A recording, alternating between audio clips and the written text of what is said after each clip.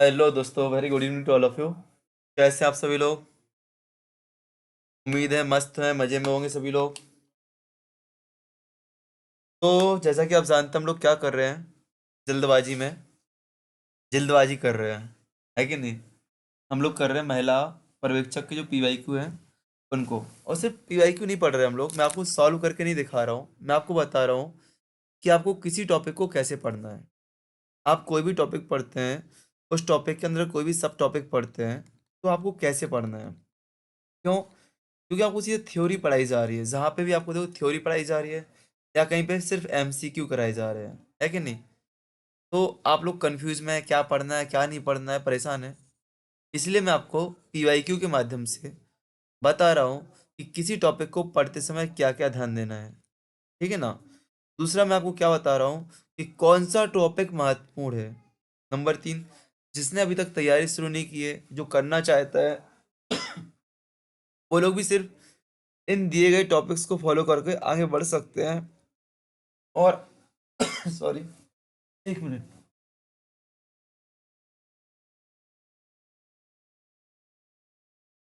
इन बताए गए टॉपिक्स को आगे पढ़ सकते हैं। और पढ़ने का सोर्स भी मैं आपको बता रहा हूँ। आप लोगों के माइंड में कुछ कोचिंग क्लासेस के नाम है जो आपके पास हैं, बट मैं उनसे अलग सोर्स आपको बता देता हूँ कि गूगल से पढ़ लो, लूसेंट से पढ़ लो, या किसी बुक से पढ़ लो, किसी वेबसाइट से पढ़ लो। कुछ नोट्स की पीडीएफ मैंने ग्रुप में शेयर की हुई है, सत्यार्थी इत्यादि प्रकाशन की। तो आप उनसे पढ़ सकते हो, बहुत अच्छा कंटेंट दिया है एक बुक का, सत्यार्थी का। तो आप उनसे पढ़ सकते हो, ठीक है ना?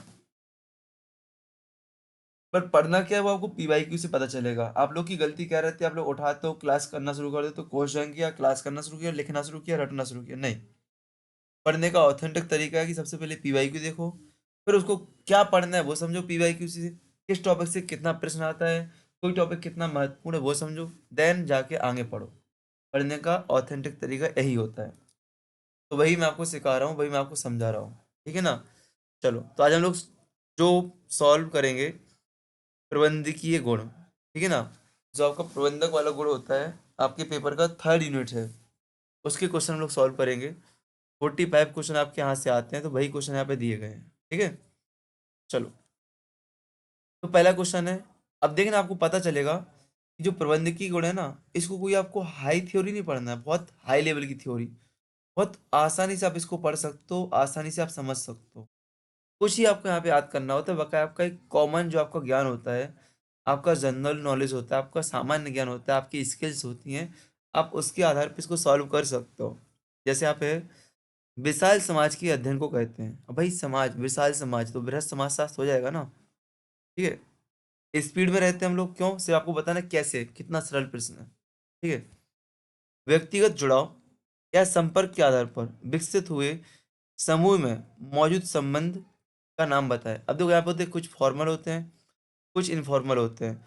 फॉर्मल कौन से होते हैं? जैसे आप किसी ऑफिस में काम कर रहे हो, तो आपका आपके बॉस के साथ संबंध, या आपका आपसे अधीनस्थ व्यक्ति के संबंध, या कनिष्ठ व्यक्ति के साथ संबंध, वो आपका क्या होता है? औपचारिक संबंध होते हैं। लेकिन जो हम लोग वही कैंटीन में बैठ के गपशप करते हैं, बातें करते हैं, वो क्या होता है? आपका अनौपचारिक संबंध। मैं आपसे एक दोस्त की भांति बात करता हूँ, क्या है? अनौपचारिक संबंध है। ठीक है ना? अब अप्रत्यक्ष संबंध क्या होता है? जैसे कि mister A and mister B दोस्त हैं, मिस्टर बी का कोई दोस्त सी है, तो इन दोनों के मध्य कोई वार्तालाप हो रहा है या कुछ बात हो रही है, कुछ कोई मीडिएटर है, तो ये अप्रत्यक्ष संबंध होता है। ठीक है ना? तो इस तरीके से आपके औपचारिक, अनौपचारिक, अप्रत्यक्ष, द्वितीय। इसका आंसर आपका क्या भैया? विकसित हुए समूह मौजूद संबंध। व्यक्तिगत जुड़ाव तो क्या आ जाएगा? अनौपचारिक, इनफॉर्मल। फ्रेंडशिप क्या होती है? इनफॉर्मल होती है। व्यक्ति की सभी अद्वितीय विशेषताओं और समायोजन के पैटर्न को क्या कहते हैं? क्या कहते होता है? व्यक्तित्व। भाई क्या है आपके अंदर जो क्वालिटीज हैं, क्वालिटी आपके अंदर, उस क्वालिटी को क्या कहेंगे? व्यक्तित्व कहेंगे ना। क्वेश्चन है, जनगणना 2001 के अनुसार किस राज्य की साक्षरता दर सबसे कम थी? तो किसकी हुई? बिहार की। इसका मतलब आपको क्या है? जनगणना पढ़ लेना है, जनगणना आपको पढ़ लेना है। जनगणना आपको कहाँ से पढ़ना है? मैं बोलूंगा उत्कर्ष एकेडमी के यूट्यूब चैनल पे जाना, वहाँ पे जो उनके सारे नाम याद नहीं है मुझे, बहुत फेमस टीचर है, उन्होंने जनगणना का एक टॉपिक कराया है। सर्च करना, क्या? पॉपुलेशन सेंसस 2011 बाय उत्कर्ष क्लासेस, वहाँ पे आपको मिल जाएगा। नंबर 1। दूसरा सोर्स मैं आपको कहूँगा, लूसेंट नामक किताब होती है, उसको आप पढ़ लो, आपका कवर हो जाएगा। इन दो सोर्स में से आप किसी एक को फॉलो कर सकते हैं, या किसी भी यूट्यूब चैनल पे आप सेंसस डालोगे ना तो आपको मिल जाएगी। आपको 2011 की जनगणना पढ़ना सामान्य था, लेकिन आपको 2001 का थोड़ा डाटा पता होना चाहिए। दूसरा, आपको 2021 में जनगणना क्यों नहीं हुई उसका कुछ कारण पता होना चाहिए, ठीक है ना। तीसरा पांचवा क्वेश्चन है, एक विधि समूह जिसमें समूह के सभी सदस्य निर्णय को स्वीकार कर लेते हैं, क्या होता है? नियम। भाई विधि समूह क्या है? एक नियम, डिसीजन कर एक मेथड, एक विधि, जिसमें एक विधि, भाई हम लोग क्या करते हैं, संविधान बनाते हैं, ठीक है ना। हमारे पास संविधान है, हमें कोई संस क्या बोलते हैं, एक संविधान है, हमें कोई अधिनियम पारित करना है संसद से, कोई अधिनियम पारित करना है, तो माननीय मोदी जी आके ऐसे ही बोल देते कि आज से ये अधिनियम लागू होता है, ये अधिनियम प्रस्तावित होता नहीं। उसका क्योंकि नियम बनाया गया है, उसका क्या एक विधि बनाई गई है, नियम, तो वही लिखा है कि एक विधि जिसमें समूह के सभी सदस्य निर्णय को स्वीकार कर लेते हैं, तो विधि क्या है? संविधान है। संविधान में क्या दिए गए? कानून बनाने के नियम दिए गए, तो विधि क्या हो गया आपका? संविधान। और नियम दिए गए तो नियम इसका आंसर हो जाएगा आगे। तो देखो कितना मतलब एक कॉमन सेंस वाला क्वेश्चन, यदि आपने नहीं पढ़ा अभी तब भी आप पे आ जाएगा। दृश्य संचार में शामिल है, मतलब कि ऐसा संचार जो हमें दिखता हो। शरीर की भाषा, बिल्कुल हम शरीर की भाषा मतलब कि शरीर बोलता है, हाथ पैर चलाते हैं ना हम लोग, जब बात करते हैं तो हम लोग बोलते हैं, तो हमारे एक्सप्रेशंस होते हैं, हाव भाव होते हैं, हाथ पैर की एक्टिविटीज होती है, ठीक है ना। चेहरे के हाव भाव बिल्कुल सही है, हाव भाव मतलब यहाँ पे उपर्युक्त सभी आपका आंसर हो जाएगा। सरल। मार्ग, चैनल का गलत चयन है, चैनल। अब चैनल क्या होती है? लिंक होती है, जोड़ती है किसी को, ठीक है ना, जो किसी को जोड़ती है। तो संचार की, सरकार की समस्या गलत, टेलीविजन की समस्या, रेडियो की समस्या नहीं, संचार की समस्या, कम्युनिकेशन जो दिक्कत आती है, चैनल की दिक्कत आती है, किसमें आएगी भाई? संचार में आएगी ना। शरीर की भाषा को खालिस्तान भी कहते हैं, क्या कहते हैं बताओ? शारीरिक संचार, ठीक है ना। इसको फिजिकल कम्युनिकेशन भी बोलते हैं, प्रतिक्रिया प्रक्रिया मोटर एक्टिविटी भी बोलते हैं इसको, ठीक है ना। उपभोक्ता संरक्षण अधिनियम कब अधिनियमित हुआ था? मैंने पहले कहा था, मैं कल से ही कह रहा हूँ कि महिला सुपरवाइजर डालना यूट्यूब पे और लिखना अधिनियम। जितने भी अधिनियम आपके महत्वपूर्ण होंगे सारे आपकी एक क्लास में आ जाएंगे।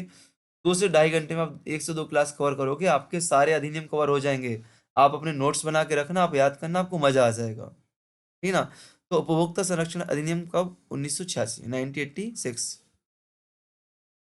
मैं आपको क्या कहूँ, पढ़ने का तरीका बता रहा हूँ, कैसे पढ़ना, क्या पढ़ना है, क्या है, डेट है ना, कब पारित हुआ था।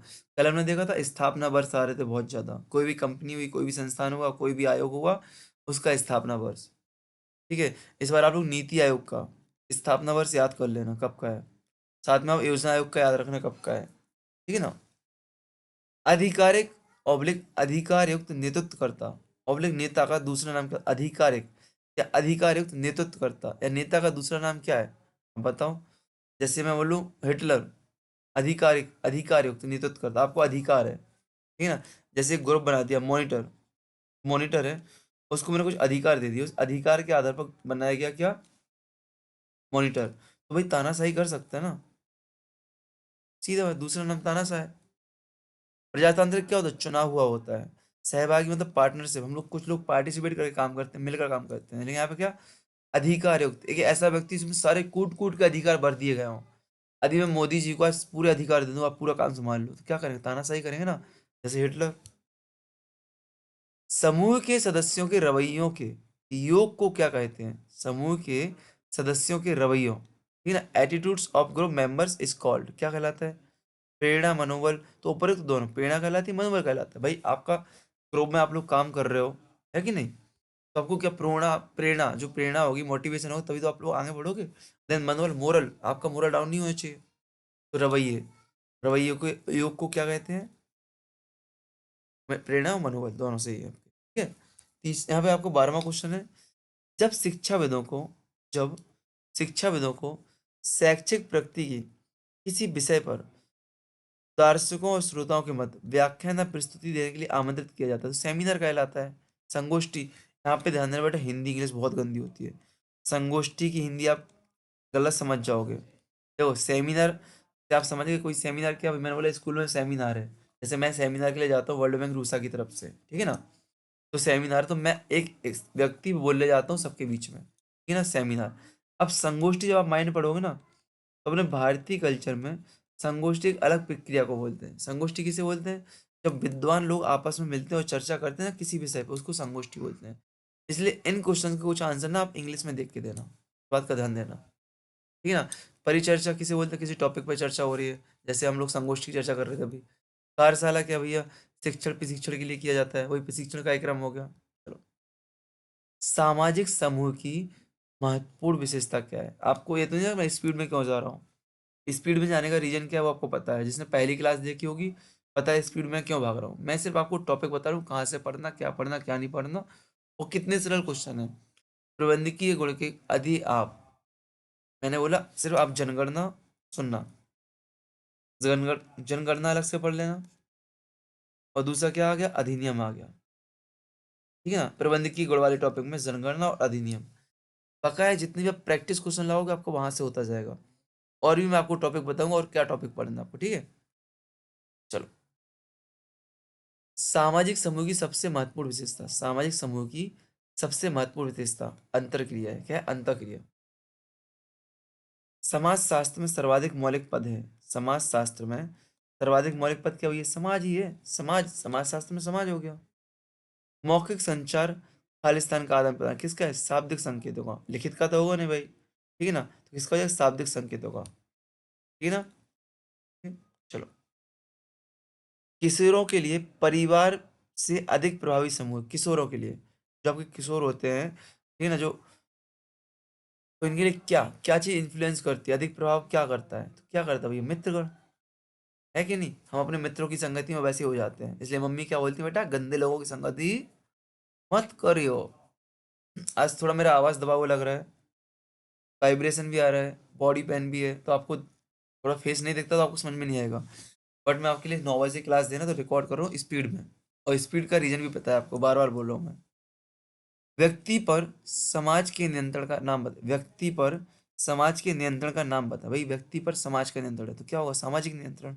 सीधा क्वेश्चन है, कोई उटपटांग नहीं है। अब रीति क्या होती है? जो पूर्व जमाने से चले आ रहे रीति रिवाज। राज्य, स्टेट क्या होती है? इसकी डेफिनेशन कल ही बताई थी मैंने। जनसंख्या होता है, क्षेत्रफल होता है, कुछ संविधान होता है, और एक चीज और होती है प्रतिबंध, जो मैं आपको रोक टोक करूँ वो प्रतिबंध हो जाएंगे। अब प्रतिबंध और एक चीज और आती है, सब दोस्त को ध्यान रखना। समूह में तनाव से मुकाबला, समूह में तनाव से मुकाबला करने के लिए नेता या नेतृत्वकर्ता के पास स्वस्थ मन होना चाहिए, स्वस्थ पर्यावरण होना चाहिए, स्वस्थ संबंध होना चाहिए, बिल्कुल तीनों चाहिए बिल्कुल। तो कितना सरल क्वेश्चन है। आप खुद अपने आपको एक लीडर के रूप में देखो। आप समझो कि आप आंगनबाड़ी में लीडर हो, और वहां पे सब जितने आपके कर्मचारी हैं, परेशान कर रहे हैं, आपको तंग करके रखा है। कैसे काम करो? आप इन्वायरमेंट बनाओ, स्वच्छ इन्वायरमेंट, है ना? आपकी बॉडी में रिलैक्स होनी चाहिए, एक अट्रैक्टिव होना चाहिए आपके साथ। जैसे अभी आप मुझे सुन रहे हो, जिस दिन मैं आपसे मिलूँ ना तो एक ऐसा इंप्रेशन मिलने, अब जैसे बोलने पे आपने इंप्रेशन देख लिया कैसा मैं जमा रहा हूँ, बात करने पे जिस दिन मैं आपसे मिलूँ ना, एक अट्रैक्टिव माहौल के साथ, एक स्वच्छ वातावरण में मिलूँ, और कम्युनिकेशन स्किल मेरी बहुत अच्छी, से हमारे संबंध क्रिएट हो सके, है कि नहीं? तो मजा आएगा ना। चलो, 10वीं पंचवर्षीय योजना कब आरंभ हुई थी? तो 1 अप्रैल 2002। अब देखो, पंचवर्षीय योजना को कुछ ऐसे याद करना। 3 टॉपिक हो गए आपके, यूनिट 3 से 3 टॉपिक क्या क्या हो गए? जनगणना, अधिनियम, और पंचवर्षीय योजनाएं। पंचवर्षीय योजनाओं का याद करने का तरीका क्या है आपको पता है? 1951 से शुरू होती है, 3 योजनाएं लगातार चलती हैं, फिर 3 वार्षिक योजनाएं आती हैं, फिर आगे चलो, फिर कोई गैप हुआ क्या, देखो कैसे क्या हुआ, आगे बढ़ते जाओ, ठीक है ना? इस तरीके से एक बार आप डेट एक बार देख लो, और एक पेज पे लिख लो सिंक्रोनिस करके, एक पेज पे सारे लिख लो, उसको एक बार देखो क्या उसमें चल रहा है, कहाँ टूट रही, कहाँ बन रही, अपने आप आपको डेट याद हो जाएगी, ठीक है ना? और आपको जब पता है पंचवर्षीय योजना से क्वेश्चन आना ही है, आपको पता है आपको एग्जाम हॉल में एक ब्लैंक सीट दी जाएगी, आपको एग्जाम हॉल में एक ब्लैंक सीट दी जाएगी, तो आपका सबसे पहला काम क्या रहेगा? उस पर जाके पंचवर्षीय योजनाओं की डेट लिख दो, सीधी बात। जो चीज आपकी सिंक्रोनस है वो लिख दो, ठीक है ना? आपको पता है एबीसीडी आपको लिख के रखना रीजनिंग के लिए। चलो, संचार की वह विधा, संचार की वह विधा जिसमें केवल एक स्रोत जानकारी को प्राप्त करता है कि बहुत बड़ी संख्या के साथ संचारित करता है, इसको मास मीडिया बोलते हैं, मास कम्युनिकेशन बोलते हैं, ठीक है ना? जैसे मैं कर रहा हूँ, हम दोनों के बीच में क्या मास कम्युनिकेशन है, यहाँ पे मैं क्या हूँ, सिर्फ बोलने वाला, चिल्लाने वाला, और आप सब बहुत सारे लोग, लाखों, अरबों, करोड़ों लोग क्या वो सुनने वाले हो। अभी इतनी संख्या नहीं है, लेकिन भविष्य में इतनी संख्या होगी, ठीक है। किस राज्य में महिला साक्षरता दर सर्वाधिक है? किस राज्य में महिला साक्षरता दर सर्वाधिक, किस राज्य में भैया? केरल। केरल में, कहा केरल में सर्वाधिक है। राष्ट्रीय विकास परिषद का गठन कब किया गया था? राष्ट्रीय विकास परिषद का गठन, मैंने बोला गठन की तो कल स्थापना वर्ष आ रहे थे ना, और डेट वही स्थापना वर्ष आपको याद रखना ही है। और सिर्फ आपको ईयर याद नहीं रखना है, आप देखो डेट आ रही है, सिर्फ आपको ईयर याद नहीं रखना है। यदि किसी का 2 अक्टूबर, 2 अक्टूबर याद रखो, किसी का 5 अक्टूबर, 5 अक्टूबर, किसी का आपका 6 अगस्त, तो 6 अगस्त याद रखो। तो 6 अगस्त 1952 राष्ट्रीय विकास परिषद प्रथम पंचवर्षीय योजना के अंतर्गत आपका स्थापित किया गया था। इस बात का विशेष ध्यान देना, बार बार बोल रहा हूँ कि आपको स्थापना वर्ष याद रखना विद डेट सहित, ईयर सहित नहीं, डेट सहित। इनमें से क्या नीति आयोग का एक कार्य है? तो क्या कार्य है? मैंने बोला नीति आयोग पढ़ लेना बहुत अच्छे से। आप लोग क्या करना, एक पॉइंट यूट्यूब पे जाना, योजना आयोग वर्सेस नीति आयोग, खोलना और पढ़ना, स्थापना वर्ष पढ़ना, क्या इसके काम थे, क्या इसके काम है, इसकी कार्यप्रणाली क्या है, इसकी कार्यप्रणाली क्या थी, टॉप टू बॉटम, इसकी क्या है, बॉटम टू टॉप, ठीक है ना। इसके उद्देश्य क्या है, इसके उद्देश्य क्या है, सारी चीज आप देखना, ठीक है। तो यहाँ पे देखो, योजना की समीक्षा करना, संसाधनों के संतुलित एवं प्रभावी उपयोग के लिए योजना, देश के विभिन्न संसाधनों का आकलन, ठीक है ना। तो आपको योजना आयोग, नीति आयोग बहुत अच्छे से पढ़ लेना, क्वेश्चन आता है इससे। प्रबंधन कौशल से संबंधित है, खालिस्तान प्रबंधन कौशल, खालिस्तान से संबंधित किससे भैया? भैया तकनीकी कौशल, तकनीकी प्रबंधन हो सकता है, मानवीय प्रबंधन भी हो सकता है, और कॉन्सेप्चुअल भी हो सकता है। बराबर है, तो तीन उपरोक्त सभी। एक मैंने आपको एक चीज बताई थी, जब भी किसी प्रश्न का आंसर आपको नहीं आ रहा है, जब नहीं आ रहा है और उसमें उपरोक्त सभी दिया, आपको क्या करना था, दे देना था उपरोक्त सभी, फंटास कर देना है। 1991 से 2011 में किस धर्म की सर्वाधिक? तो मुस्लिम धर्म की वृद्धि हुई है। स्वतंत्रता से लेकर अब तक कितनी बार जनगणना हो चुकी है? तो जनगणना से बार बार क्वेश्चन आ रहे हैं, मैं पहले बोलूं, जनगणना से बार बार क्वेश्चन आ रहे हैं। तो 7 बार हो चुकी स्वतंत्रता से अब तक, और उसके पहले का पूछा जाए तो आपको 80-81 से जोड़ देना है, आपको 80-81 से काउंट कर लेना है, ठीक है ना। चलो देखो, आपको जनगणना में क्या क्या चीज बेसिक ध्यान देना है। जनगणना में इसका इतिहास, मतलब कि भारत में कब शुरू हुई, कब प्रॉपर शुरू हुई, मतलब 10 दार से कब हुई वैज्ञानिक पद्धति से, ठीक है ना। कितनी बार टोटल हो चुकी है, स्वतंत्रता के बाद कितनी हुई है, साक्षर देश कौन से, राज्य कौन से हैं, ठीक है ना। क्षेत्रफल की दृष्टिकोण से राज्य आपको याद रखना है, अधिक जनसंख्या वाले राज्य आपको याद रखना है, कम जनसंख्या वाले आपको याद रखना है, आपको लिंगानुपात, आपको जेंडर रेशो जो होता है वो याद रखना है आपको, ठीक है ना। साथ ही साथ एक दो चीज और होती हैं, जेंडर हो गया, लिंगानुपात हो गया, हाँ, जन्म मृत्यु दर, शिशु मृत्यु दर आपको याद कर लेना है। ऐसे कुछ 5-6 टॉपिक होते हैं, आपको वो सारी चीजें आपको याद कर लेना है जनगणना में। आपके आंसर कभी गलत नहीं होंगे। विपरीत दृष्टिकोण से उत्पन्न प्रतिकूल या विरोधी परिस्थिति, अब विपरीत दृष्टिकोण, अब जैसे मैं, मेरा दृष्टिकोण अलग है, पॉइंट ऑफ व्यू, आपका कुछ पॉइंट ऑफ व्यू अलग है, हम दोनों की जो क्या पैदा हो जाएंगे, मतभेद पैदा हो जाएंगे, सीधी बात है, कॉन्फ्लिक्ट पैदा हो जाएंगे भाई, मतभेद। भाई मेरा दृष्टिकोण अलग है, आपका दृष्टिकोण अलग है किसी चीज को देखने का। अब मैंने देखो कितना सरल, मेरा दृष्टिकोण क्या है, महिला सुपरवाइजर के एग्जाम को देखने का एक सरल दृष्टिकोण, कि मैं आपको क्या करूं, आसान और सरल दृष्टिकोण आपको प्रोवाइड करा दूं, ठीक है ना। लेकिन किसी का क्या हो, नहीं भाई थ्योरी पढ़ लो, कंटेंट पढ़ लो, ऐसा कर लो, वैसा, अरे ऐसा कुछ मत करो। हमें क्या चाहिए, हमें सरल स्वभावी बनना है, और सरल स्वभावी तरीके से पढ़ना है, और आसानी से पेपर को, स्मार्ट वर्क, स्मार्ट वर्क करो, ठीक है ना। अभी जिसकी टेस्ट में 150, 170, 180 नंबर आ रहा है, कोई दिक्कत मत लो, एग्जाम हॉल में आपके 190 तक आ सकते हैं, बट आपने स्मार्ट वर्क किया, पेशेंस, मैं बोलता हूँ धैर्य आपको रखना, धैर्य। आप पंचवर्षीय योजनाएं पढ़ोगे ना, तो आप देखोगे कि भारत की स्वतंत्रता चीन से पहले हो गई थी, लेकिन चीन हमसे ज़्यादा डेवलप कंट्री है, भारत नहीं है। चीन की ग्रोथ रेट ज़्यादा है, भारत की नहीं है। ऐसा क्यों? आप पंचवर्षीय योजना में देखना, कैसे हमारे उद्देश्य बदलते जाते हैं, हर 5 साल में उद्देश्य बदल रहे हैं। अरे भाई, जब हम हर एक देश की हम लोग बात कर रहे हैं, देश को विकास करने की बात कर रहे हैं, जब 5 साल के बाद हमारा उद्देश्य बदल रहा है, तो कैसे पेशेंस हमारे पास, धैर्य नहीं है, हम गवा रहे अपने पेशेंस को, धैर्य को हम खो रहे हैं अपने। पेशेंस के साथ हम काम ही नहीं कर रहे हैं भाई, इसलिए नीति आयोग लाया गया। ये नीति आयोग में क्या है भाई, एक शॉर्ट टर्म 3 प्लान है, त्रैमासिक, 7 माह की, एक लॉन्ग टर्म प्लान है। लॉन्ग टर्म प्लान मतलब एक लंबे समय में किसी अचीवमेंट को प्राप्त करना, तो ऐसे आपको धीमे धीमे बढ़ो। 30 दिन आपके लिए बहुत लंबा समय है, ठीक है ना। आगे बढ़ो। इस वर्ष भारत में सबसे बड़ी जनगणना संचालित हो रही है। इस वर्ष 2011 अंतिम वर्ष में ही होगी ना, अब हो रही है। ये क्वेश्चन कब का है? 2017 का ना। ऐसी लैंग्वेज पूछ रहे हो तो। भारत में जनगणना कितने अंदर 10 साल में होती क्या? लप्पू से क्वेश्चन है, बोला लप्पू सा सचिन है, लप्पू सा सचिन। तो लप्पू से क्वेश्चन है आपके। प्रभावशाली, किसी का नाम सचिन है तो गाली मत देना हमारे लिए, ठीक है ना। प्रभावशाली होने के लिए हर नेता अपने नेतृत्वकर्ता को प्रयास, खालिस्तान का प्रयास करना चाहिए। भैया किस, आप नेता हो, अब आप पढ़ लो ऑब्जेक्ट। मानव व्यवहार समझने का प्रयास करना चाहिए, पूर्व अनुमान लगाने का प्रयास करना चाहिए, और मानव व्यवहार को बिल्कुल उपयुक्त सभी। अब समझो प्रबंधकीय गुण में आपको कुछ नहीं, 5 से 6 टॉपिक पढ़ने हैं बस, और 45 नंबर आपके हाथ में। मौखिक संचार में सबसे अधिक महत्व इसका होता है कि आप क्या कहते हैं, कैसे कहते हैं, कब कहते हैं। अब देखो कहाँ कहते हैं मतलब नहीं है, सुनो। अब मौखिक सबसे अच्छा, अब मैं कहाँ, मैं बैठा हूँ आपके साथ एक शिक्षक बनकर, ठीक है ना। मैं आपके साथ एक शिक्षक बनकर बैठा हूँ, तो मैं क्या कह रहा हूँ उससे ज्यादा महत्वपूर्ण कैसे हो, कैसे कह रहा हूँ। मैं आपको यदि 1 लाख रुपए की बात बता रहा हूँ, ठीक है ना। अब मैं आपको हु हा कुछ भी करके बता जाऊँ, आपको समझ में ना आए, मतलब है क्या। मैं भली आपको 100 रुपए की बात बताऊँ, लेकिन कैसे, मेरा प्रेजेंट करने का तरीका कैसा, क्या मैं आपको अट्रैक्ट दे पा रहा हूँ, क्या आपको मैं काम की चीज दे पा रहा हूँ, कैसे प्रेजेंट कर रहा हूँ, वो महत्वपूर्ण है ना। तो आंसर क्या हो जाएगा, कैसे, ठीक है ना। बस। तो भाई मौखिक संचार का सबसे अधिक महत्व क्या होता है कि भाई बोलने वाला कैसे बोल रहा है, कैसे अपनी बात को प्रेजेंट कर रहा है कि नहीं।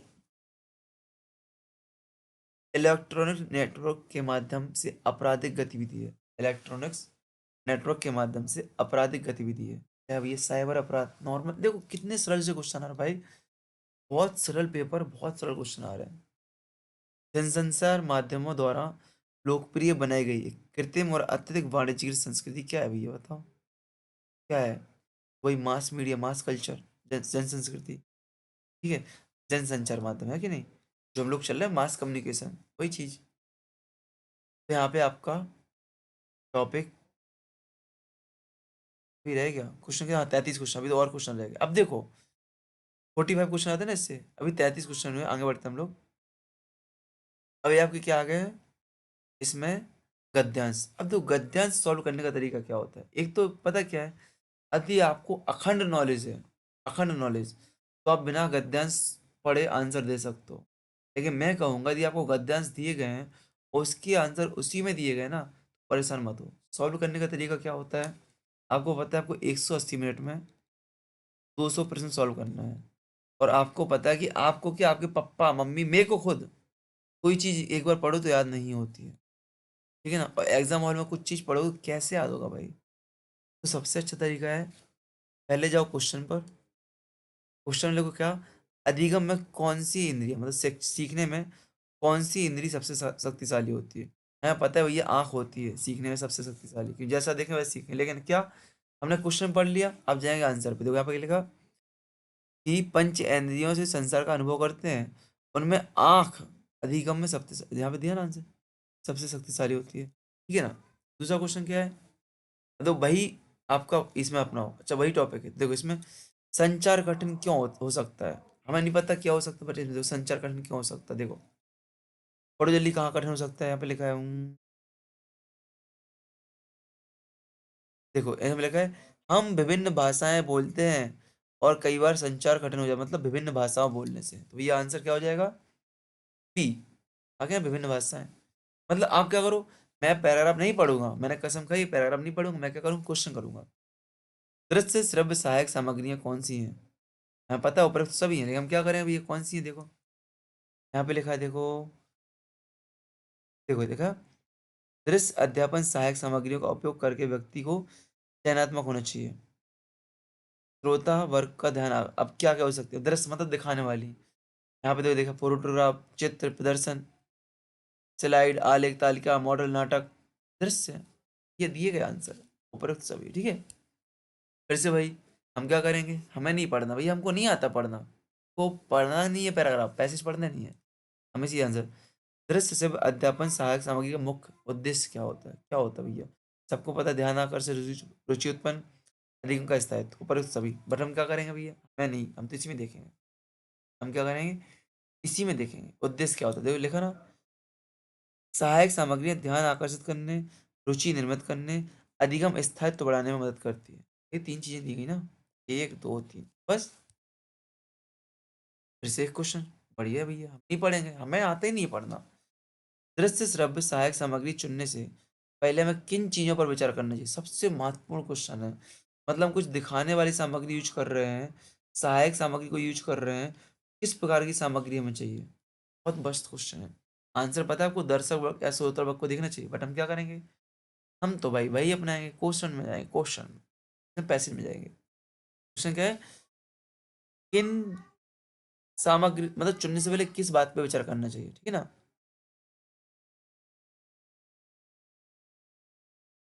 तो किस पे यहाँ पे लिखा आएगा, तो यहाँ पे लिखा है, सामग्रियों का उपयोग करने में व्यक्ति को चयनात्मक होना चाहिए और दर्शक और श्रोता वर्ग को ध्यान में रखना चाहिए। हो गया आंसर। बताओ मजा है कि नहीं? फिर वही क्वेश्चन लो, हम नहीं पढ़ेंगे। अध्यापन सहायक सामग्री को खालिस्तान के सहयोग में प्रयोग किया जाता है। वो व्याख्यान हमें नहीं आता, हम तो इसमें जाके देखेंगे, हम तो इसमें देखेंगे, ठीक है ना? ये लिखा, अध्यापन सहायक सामग्री को वार्ता व्याख्यान के रूप में यूज किया जाता है। ये यारो भैया, हम क्या करना भैया, हम तो नहीं पढ़े। अब देखो, दूसरा फिर से एक पैसे आ गया। फिर से हम लोग क्या करेंगे, विकासशील देशों में संचार का कौन सा रूप सशक्त है? हमें नहीं आता, हमें नहीं आता, हम क्या करेंगे भाई, इसमें विकासशील देशों में पढ़ो। तो विकासशील देशों में अंतर व्यक्तिक नेटवर्क महत्वपूर्ण है। तो भैया आ गया आंसर, अंतर व्यक्तिक, क्या आ गया? आगे बढ़ो, हम लोग क्या कर रहे हैं, मैं आपको बता रहा हूँ। देखो भाई, पढ़ाई सब कर लेते हैं, रट सब लेते हैं, टेस्ट भयंकर लगा लेते हैं, स्मार्ट वर्क क्या होता है? आपको पता है, एक डराने वाली चीज आपको बताऊं। यदि आप समझो कि आपके भी 500 नंबर है, मतलब सॉरी, आपके भी 180 नंबर है, और किसी दूसरे व्यक्ति के भी 180 नंबर है, और एक ही पोस्ट बची है लास्ट, इन 180 नंबर में कॉन्फ्लिक्ट, विवाद पैदा हो रहा है, तो किसका सिलेक्शन होगा? जिसने आंसर देने में कम समय लिया होगा, उत्तर देने में कम समय लिया होगा। इस बात का विशेष ध्यान देना, जिन्होंने उत्तर देने में कम समय लिया होगा, वो क्या कर सकते हैं, 180 नंबर।